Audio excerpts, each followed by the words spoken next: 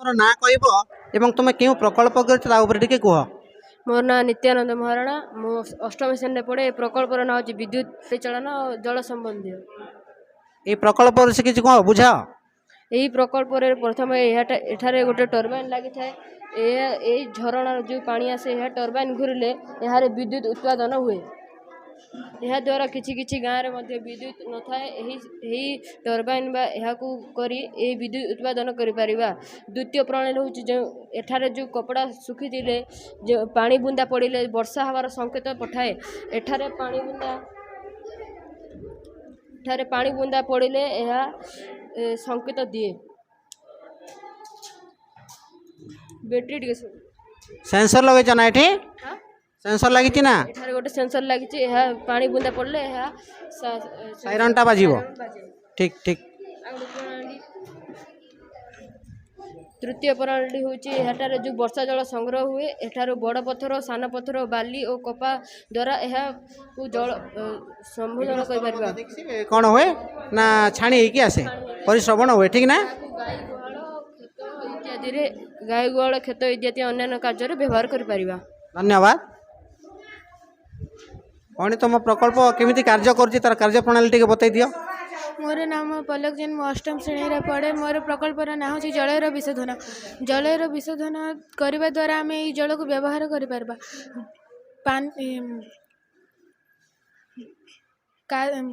गोलिया जल को आम जदि बड़ पत्थर सान गोड़ी बाली और कपा द्वारा विशोधन करबा पहले ताको खेत कार्य घर विभिन्न कार्य व्यवहार कर।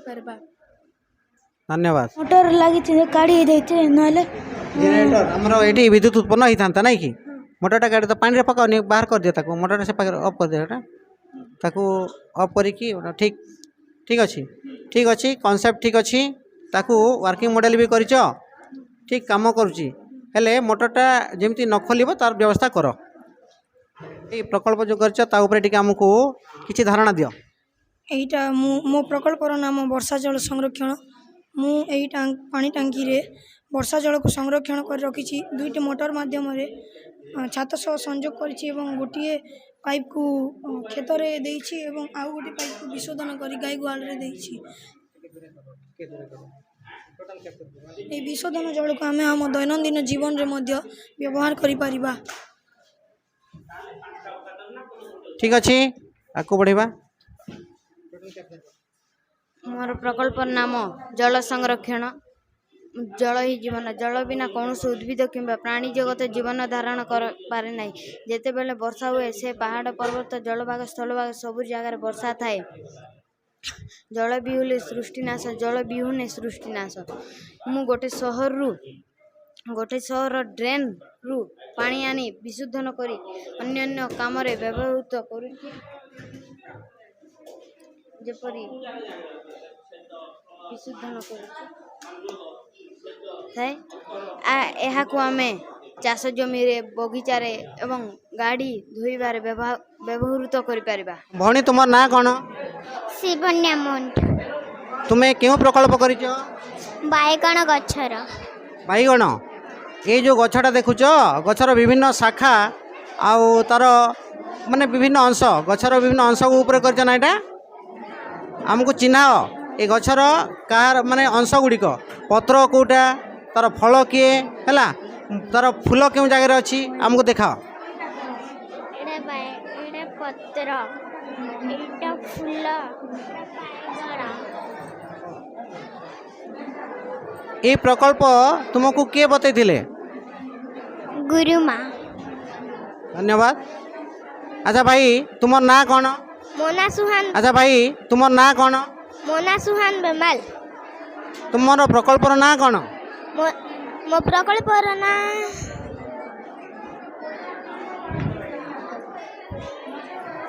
जानी पारन एटा की गछ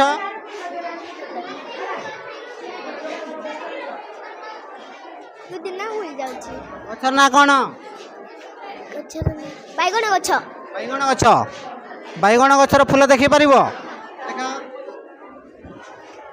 ठीक अच्छे भौणी ये जो प्रकल्प करिचो हला ଏଠି ବାଇଗଣଟା ଲଗେଇଛ ମାନେ ଗଛରେ ଫଳିଛି ନା ତମେ ପ୍ଲାଷ୍ଟର ମାରିକି ଲଗେଇଛ?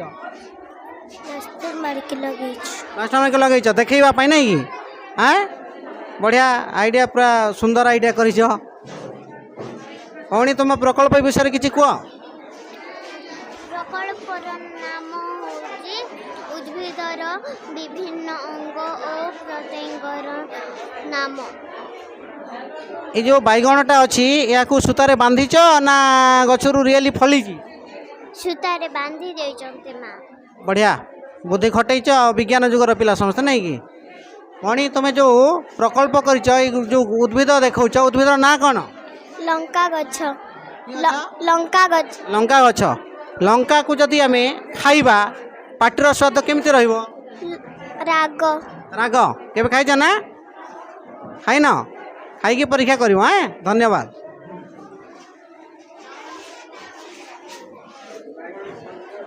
ଆଚ୍ଛା ଭାଇ, ପ୍ରଥମେ ତୁମର ନାଁ କୁହ ଏବଂ ପ୍ରକଳ୍ପର ନାଁ କ'ଣ? ଏ ପ୍ରକଳ୍ପ କ'ଣ ପାଇଁ କରିଛ ଟିକେ କୁହ।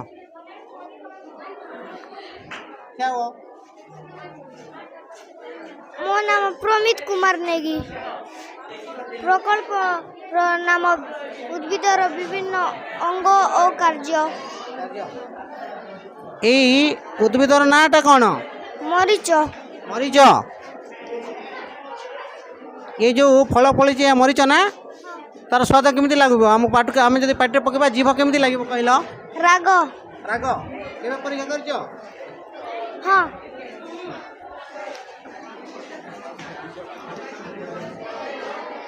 ଭଉଣୀ ତୁମର ନାଁ କୁହ ଏବଂ ତୁମ ପ୍ରକଳ୍ପ ବିଷୟରେ କିଛି କୁହ।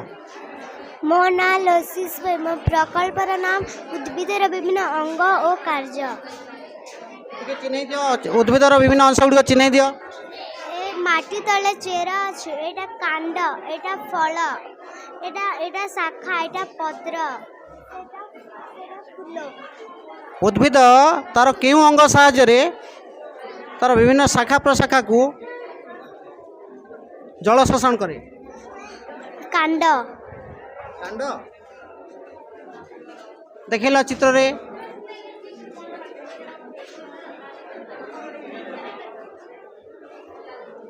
କ'ଣ? ମୂଳ ସାହାଯ୍ୟରେ ସେ ବା ତାର ଚେର ସାହାଯ୍ୟରେ କ'ଣ କରେ? ମୂଳ ବା ଚେର ସାହାଯ୍ୟରେ କ'ଣ କରେ? ଜଳ ଶୋଷଣ କରେ। ଠିକ୍।